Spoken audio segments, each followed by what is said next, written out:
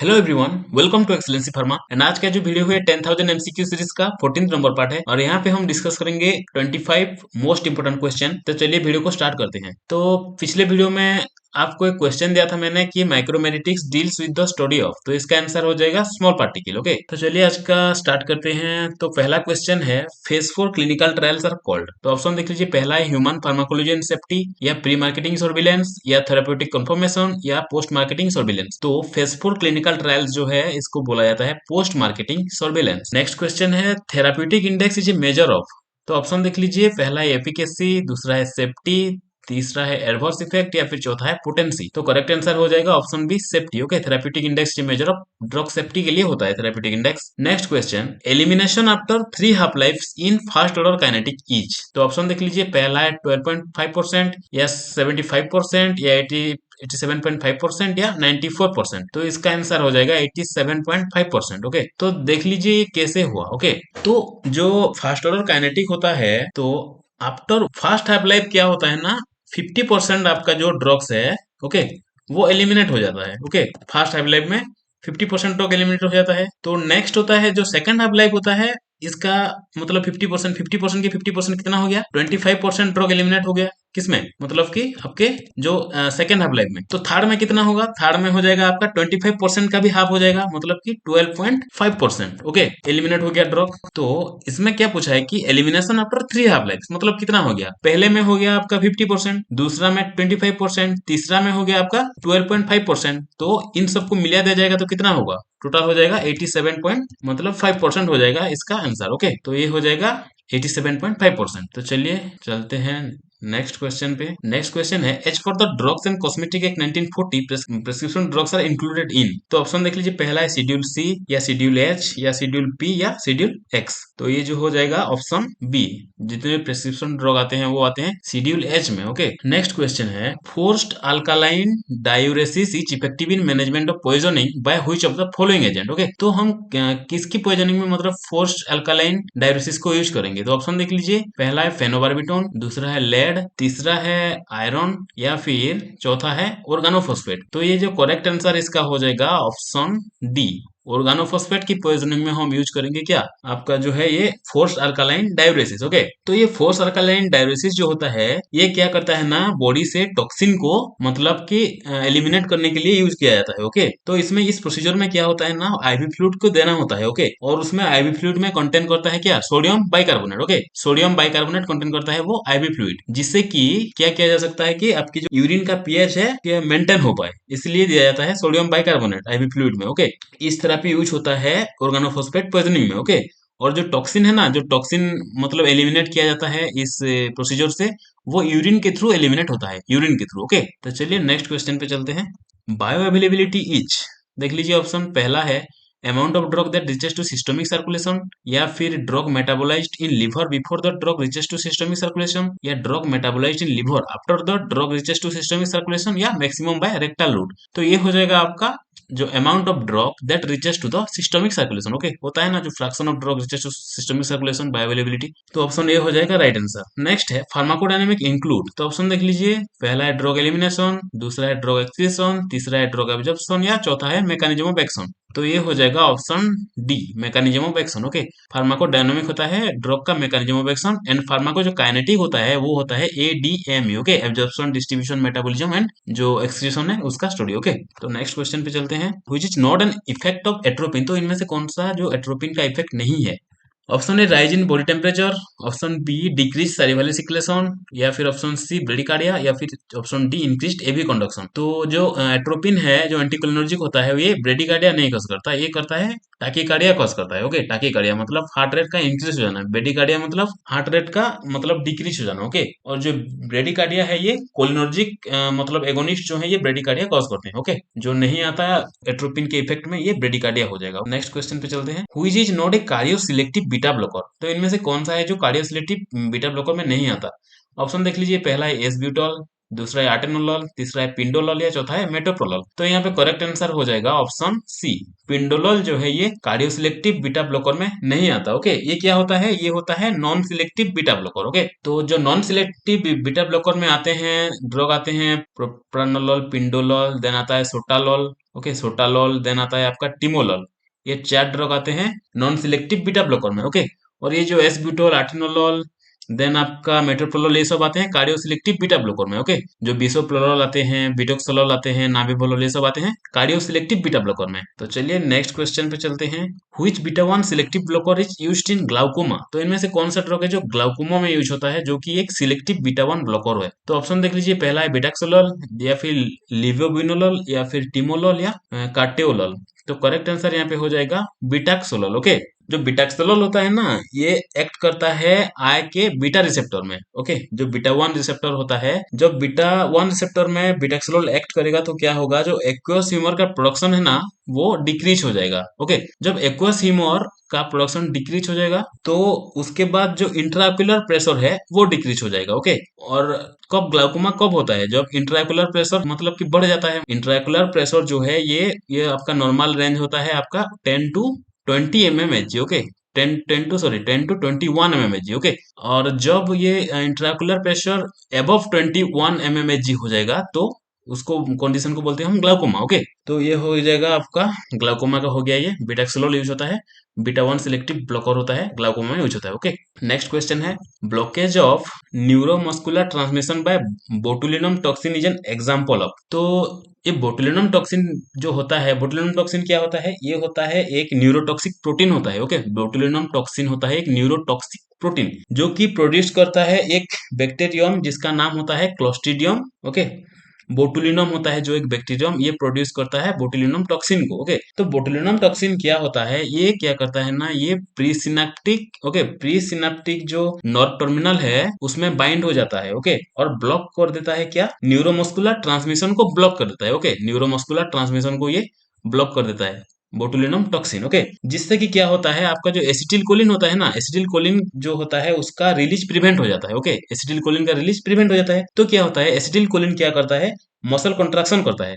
तो अगर ये बोटुलिनम टॉक्सिन अगर एसिटिल कोलिन को अगर कि एसिटिल कोलिन के रिलीज को अगर प्रिवेंट कर देगा तो क्या होगा, मसल पैरालिसिस हो जाएगा। ओके, तो ये हो जाएगा मसल पैरालिसिस हो जाएगा। ओके, इसमें आपको पूछा है कि blockage of neuromuscular transmission by botulinum toxin is example of, तो ये किसका एग्जांपल है, तो ये आपका करेक्ट आंसर हो जाएगा ये प्री सिनेप्टिक ब्लॉक। ओके, हमने देखा ना कि जो बोटुलिनम टॉक्सिन है क्या करता है, वो प्री सिनेप्टिक नर्व टर्मिनल में बाइंड होता है, प्री सिनेप्टिक में। तो ये हो जाएगा आपका answer option C. Okay, presynaptic nerve terminal को ब्लॉक करता है। Okay, botulinum toxin. तो नेक्स्ट क्वेश्चन पे चलते हैं। नेक्स्ट क्वेश्चन है, alpha 1 blocker without any effect on blood pressure. तो देख लीजिए, पहला है टामसुलोसिन, प्राजोसिन, डोक्साजोसिन, टेराजोसिन। तो डोक्साजोसिन, प्राजोसिन, टेराजोसिन, टामसुलोसिन, ये सब आते हैं अल्फा 1 एडिनो रिसेप्टर ब्लॉकर में। ओके, अल्फा 1 ब्लॉकर में। तो इनमें से कौन सा है जिसका कोई मतलब एक्ट तो करता है लेकिन उसका कोई ब्लड प्रेशर में इफेक्ट नहीं होता? तो इसका करेक्ट आंसर हो जाएगा ऑप्शन है टामसुलोसिन। ओके, टामसुलोसिन। ओके, टामसुलोसिन क्या होता है, एक सिलेक्टिव अल्फा 1 ब्लॉकर होता है जो कि एक्ट करता है स्मूथ मसल में, किसकी ना, प्रोस्टेट जो ब्लाडर का नेक होता है उसमें एक्ट करता है। ओके, और ये यूज होता है आपके टामसुलोसिन जो यूज करते हैं ये बेनाइन प्रोस्टेट हाइपरप्लासिया में यूज होता है। ओके, बेनाइन प्रोस्टेट हाइपरप्लासिया में कुछ कंडीशन होते हैं जैसे कि आपका यूरिनरी हेजिटेंसी हो गया। ओके, देन आपका यूरिनरी मतलब कि अर्जेंसी हो गया, ये सब डिजीज कंडीशन होता है आपके बेनाइन प्रोस्टेट हाइपरप्लासिया में, तो इनमें यूज करते हैं टामसुलोसिन। तो चलिए नेक्स्ट क्वेश्चन पे चलते हैं। नेक्स्ट क्वेश्चन है, mechanism of action of clonidine is mediated by which of the following receptor. Okay, तो देख लीजिए, पहला है, देख लीजिए क्लोनिडिन क्या होता है। क्लोनिडिन होता है एक एंटी हाइपोटेंसिव ड्रग। ओके, जो आते हैं सेंट्रली एक्टिंग ड्रग आते हैं। ओके, एक क्लोनिडिन आता है और एक मिथाइल डोपा आता है। ओके, दो ड्रग आते हैं। तो मतलब यहाँ पे पूछा है कि mechanism of action of clonidine mediated bye, कौन से रिसेप्टर में एक्ट करते हैं ये? तो देख लीजिए, पहला है अल्फा 1, या फिर अल्फा 2, या फिर बीटा 1 या बीटा 2।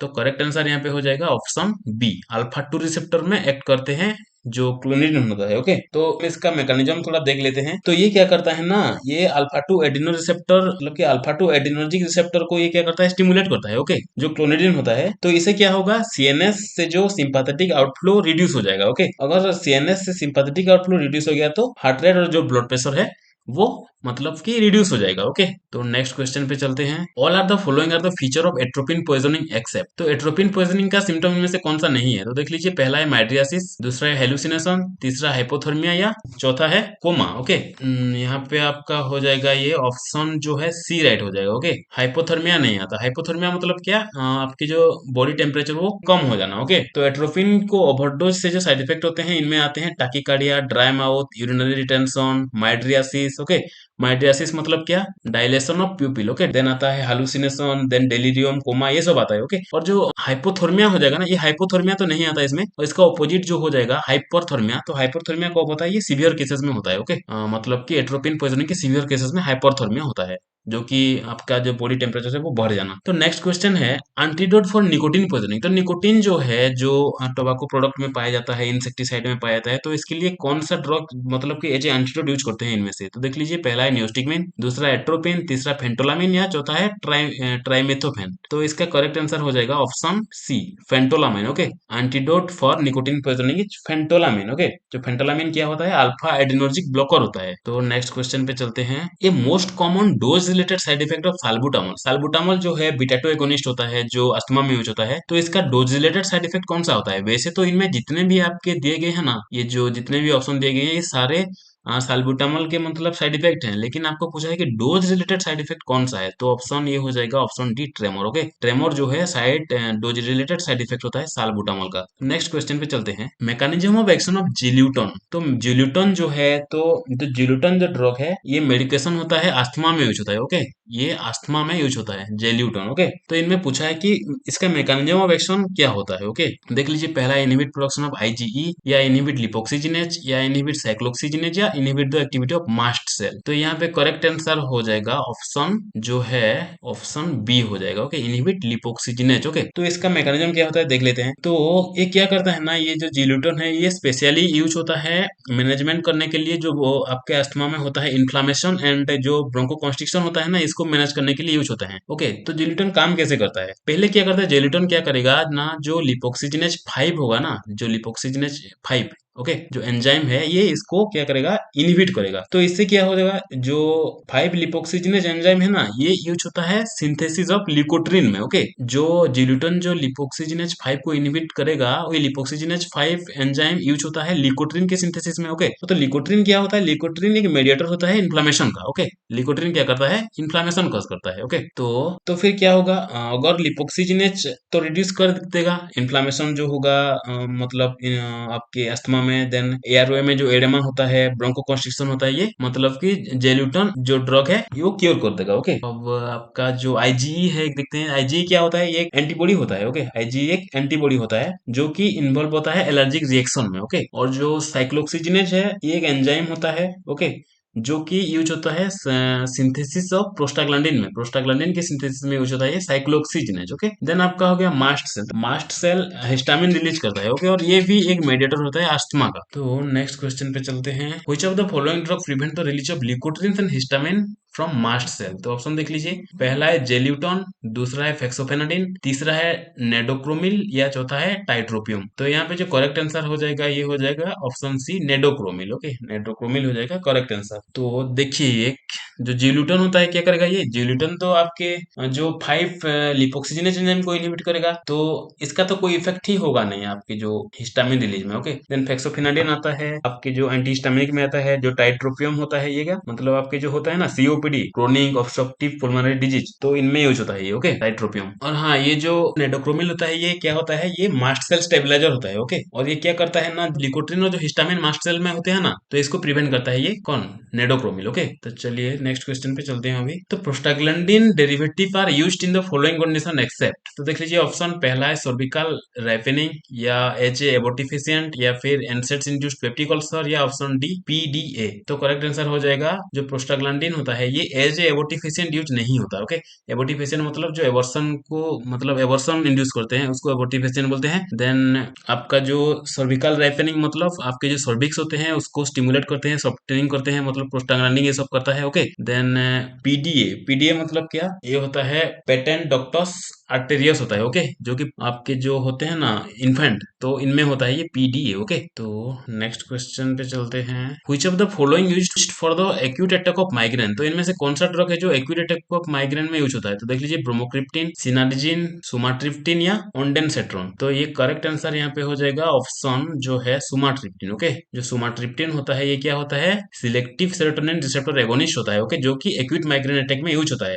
और जो ब्रोमोक्रिप्टिन है ये क्या होता है? ब्रोमोक्रिप्टिन, प्रामिपिक्सोल, रोपिनिल, ये सब आते हैं डोपामिनर्जिक एगोनिस्ट में, जो कि पार्किंसन डिजीज में यूज होते हैं, ओके। और सिनार्जिन क्या होता है? जो मोशन सिकनेस होता है ना, उसमें जो वर्टिगो होता है, नोसिया होता है, वोमिटिंग होता है, ये सब पे ये यूज होता है सिनार्जिन, ओके। और ओंडेनसेट्रॉन केमोथेरेपी इंड्यूस्ड वोमिटिंग, नोसिया होता है, उसको प्रिवेंट करता है ये ओंडेनसेट्रॉन। तो चलिए नेक्स्ट क्वेश्चन पे चलते हैं। Gout is a disorder associated with? तो ऑप्शन देख लीजिए, पहला है increase in lactic acid, increase in uric acid, increase in hippuric acid, या option D increase in glutamic acid. तो करेक्ट आंसर हो जाएगा gout is a disease associated with increase in uric acid, okay. Next question है the drug that blocks both H1 and 5-HT2 receptor. तो जो H1 histaminic के receptor and जो 5-HT2 मतलब 5-हाइड्रोक्सीहिस्टामिन 2 receptor को कौन सा ड्रग इनमें से ब्लॉक करता है? तो ऑप्शन देख लीजिए, पहला है फेनोक्सीबेंजामिन, या सिप्रोहेप्टाडिन, या रिटर्नसेरिन, या ऑप्शन डी ओंडेनसेट्रॉन। तो यहाँ पे करेक्ट आंसर हो जाएगा ऑप्शन बी, सिप्रोहेप्टाडिन जो है ये ब्लॉक करता है H1 एंड 5-HT2 रिसेप्टर को, ओके।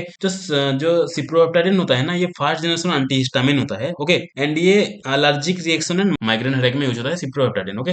फिनोक्सीबेंजामिन क्या होता है? ये अल्फा ब्लॉकर होता है, ओके। अल्फा ब्लॉकर होता है जो कि हाई ब्लड प्रेशर के कंडीशन में यूज होता है, ओके। देन आपका आ गया रिटर्नसेरिन। रिटर्नसेरिन क्या होता है? ये होता है 5-HT2 अंटागोनिस्ट होता है, ओके। और एंड ये जो रिटर्नसेरिन है ये यूज होता है आपके स्किजोफ्रेनिया में यूज होता है, ओके। और ओंडेनसेट्रॉन को तो आपने देखा था कि ये केमोथेरेपी इंड्यूस्ड वोमिटिंग नोसिया होता है, इसको प्रिवेंट करता है ओंडेनसेट्रॉन। नेक्स्ट क्वेश्चन है N acetyl cysteine, okay, reduce the severity of hepatic necrosis in toxicity each due to. तो देख लीजिए, तो एन एसिटाइल सिस्टीन रिड्यूस करता है सीवियर हेपाटिक नेक्रोसिस टॉक्सिसिटी को, ओके। हेपाटिक नेक्रोसिस है ना, तो ये कौन से ड्रग कॉज करता है? तो देख लीजिए, पहला एसिटामिनोफेन, या एसोनियाजिट, या हालोथेन, या मिथाइल डोपा। तो करेक्ट आंसर हो जाएगा ऑप्शन जो है एसिटामिनोफेन, ओके। तो जो एसिटामिनोफेन है ना, ये इसका ओवरडोज से क्या होता है? ये लिवर डिजीज कॉज करता है, ओके। लिवर इंजुरी कॉज करता है जो एसिटामिनोफेन है, और क्या कॉज करता है? सीवियर हेपाटिक नेक्रोसिस कॉज करता है, ओके। जो है लिवर इंजुरी और हेपाटिक नेक्रोसिस क्यों होता है? जब एसिटामिनोफेन देते हैं ना, इसका ओवरडोज से इसका एक मेटाबोलाइट फॉर्म होता है जिसका नाम होता है क्या? N acetyl parabenzoquinoneimine, okay.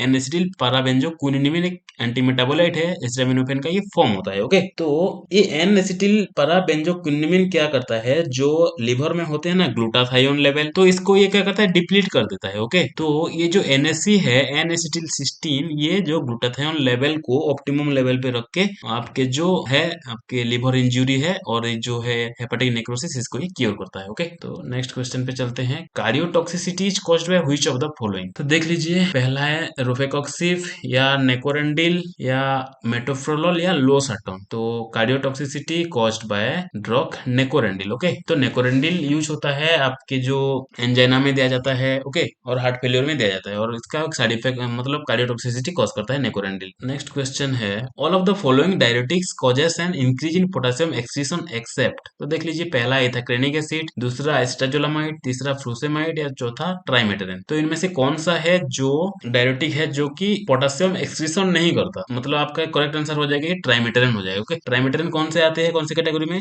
मतलब कि जो पोटेशियम स्पायरिंग डायरेटिक होते हैं, ये क्या करते हैं? पोटेशियम को लेवल को बढ़ाते हैं, ओके। और जो इथाक्रेनिक एसिड, फुरसेमाइड, ये आते हैं हाई सीलिंग डायरेटिक में। एस्ट्राजोलामाइड आता है कार्बोनिक एनहाइड्रेज इनहिबिटर में, ओके। और ये तीनों क्या करेंगे? पोटेशियम जो एक्सक्रीशन को है ये इंक्रीज करेंगे, ओके। तो आज का ये लास्ट क्वेश्चन था, तो आज के लिए इतना ही, फिर मिलते हैं नेक्स्ट वीडियो में।